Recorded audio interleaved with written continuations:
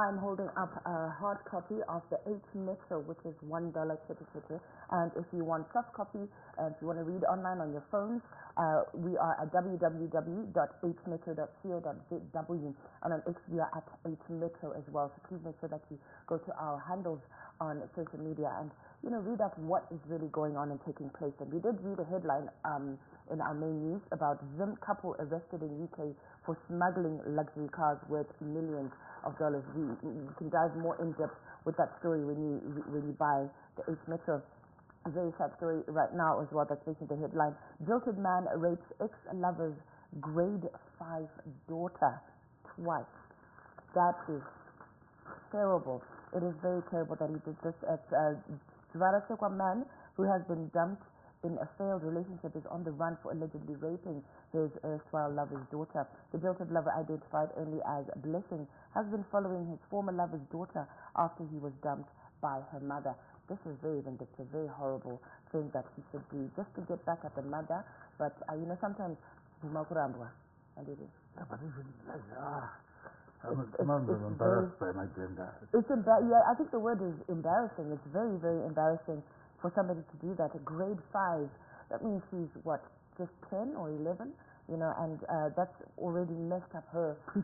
Yeah, it's just very, it's disgusting, and he should be put away, found and put away for life. Yeah, and we have a lot of other stories in the H Metro. One is China Film Festival in Zim, a celebration of cultural ties. This should be very exciting. The China Film Festival in Zimbabwe marked a significant milestone in the diplomatic relations between the two nations, celebrating 45 years of friendship and cooperation. That is a lot going on in the H Metro. And on the back page, we have the sports zone, and it says Moors seek redemption. I love that picture. That's a wonderful picture there. Just screaming something. So please make sure that you get yourself a copy of the H Metro and get yourself acquainted with the stories that are in here. All right, we still continue with our press highlights. We look at the award-winning Herald, and one of the top stories there, passports outreach for Zimbabweans living in SA. One of the stories that we also led with here on Morning was also carried in the Herald today. ZDF, a beacon of peace, unity, as well as another story on the RBZ, a local currency roadmap to support de-dollarization by 2030.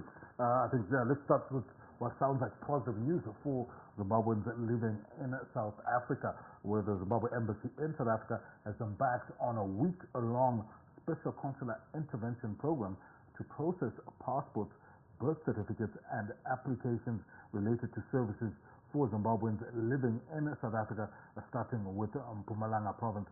The program will run between August 26 and 31 in selected areas. And also, in another story there, the Reserve Bank of Zimbabwe says the roadmap for the transition from the multi-currency regime to a domestic monetary system will ensure business continuity and security by 2030.